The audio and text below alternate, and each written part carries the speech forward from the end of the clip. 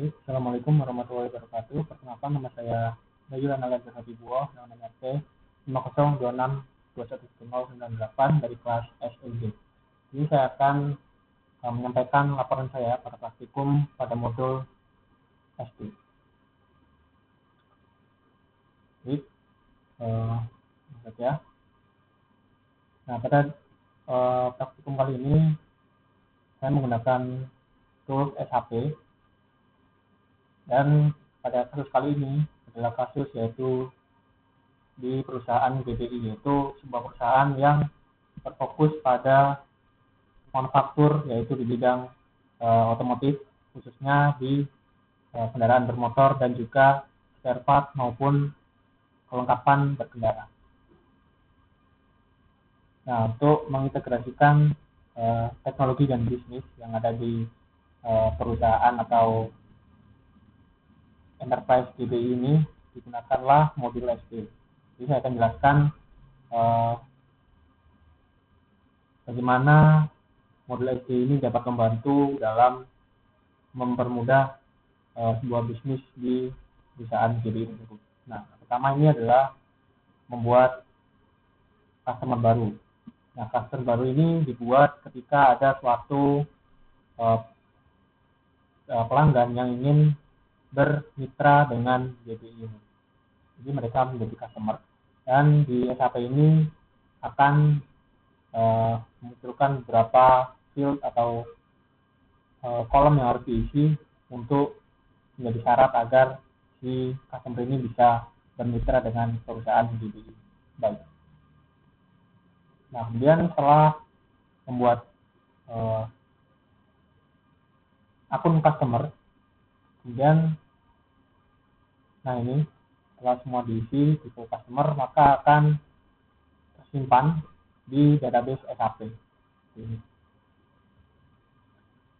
Nah, kemudian setelah custom dibuat, maka akan dibuat juga setelah custom dibuat tersebut, maka akan dibuat juga yaitu contact person yang dibuat agar perusahaan dapat menghubungi si customer tersebut.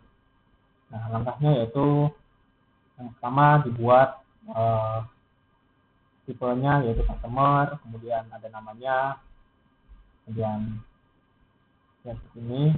Nah, seperti ini ya, lengkapi seperti nama, short term, dan lain sebagainya. Sudah, maka akan tersimpan juga di database. Nah, setelah dibuat contact person dan customer, maka dibuat juga relationship antara bisnis proses dari customer dan perusahaan yang di sebelah sini ya. Nah, kita buat di menggunakan BP Relationship Collective Entry ya. Nah, ini akan muncul bisnisnya dari tanggal berapa sampai tanggal berapa, kontraknya, kemudian antara bisnis partner 1 dan 2. Kemudian setelah dibuat bisnis partner relationship-nya, maka si customer ini mereka itu bisa meminta atau menanyakan sebuah permintaan kepada perusahaan tersebut. Misal customer ini sedang mencari sebuah spare part di spare part roda motor misal. Nah, setelah mereka membuat relationship, mereka itu bisa membuat inquiry. Nah, di inquiry ini ada yang keempat. Nah, inquiry ini bisa dibilang sebagai langkah awal sebelum mereka itu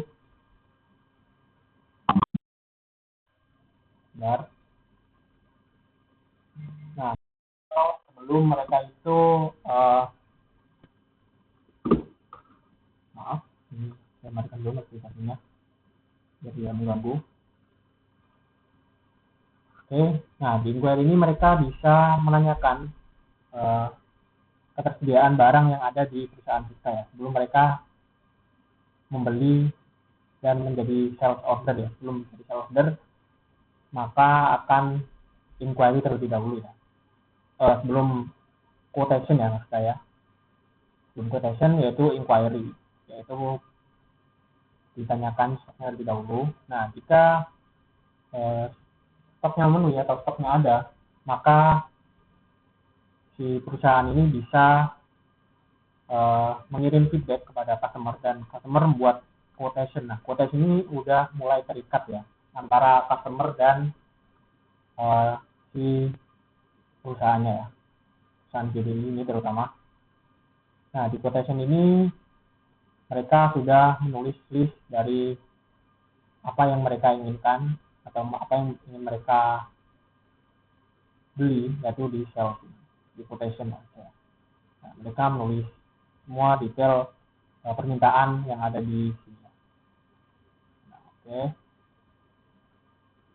Nah, setelah quotation dibuat, maka si perusahaan akan mengirim, atau jika belum dibuat, maka akan dimanufaktur terlebih dahulu ya, akan dibuat. Nah, ini berdasarkan sales order, berdasarkan quotation yang ada. Jadi setelah quotation dikirim, maka akan dibuat sebuah sales order di perusahaan tersebut dengan detail yang sudah disepakati.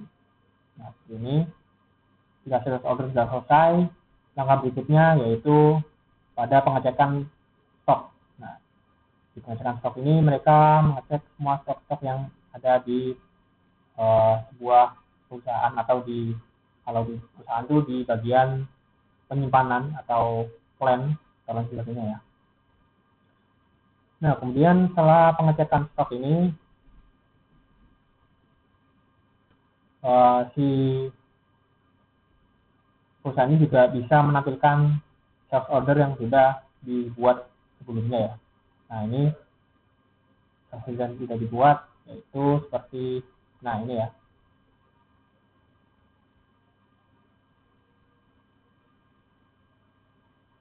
Nah, kalau itu seperti ini. Ini sudah detail beserta harga dan price list khusus ketika si customer membuat sales order di sini. Oke.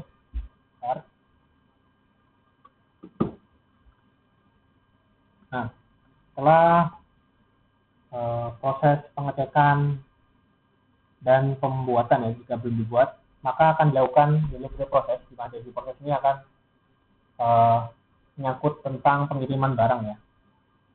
Nah, setelah satu barang akan dikirim. Nah, ini adalah list barang yang akan dikirim ya.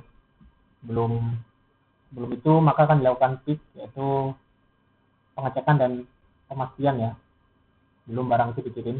Nah, ini bisa dilihat di listnya bahwa ada barang yang akan dikirim ya, dan yang bertuliskan schedule for delivery, yang menandakan bahwa 5 barang ini akan segera dikirim.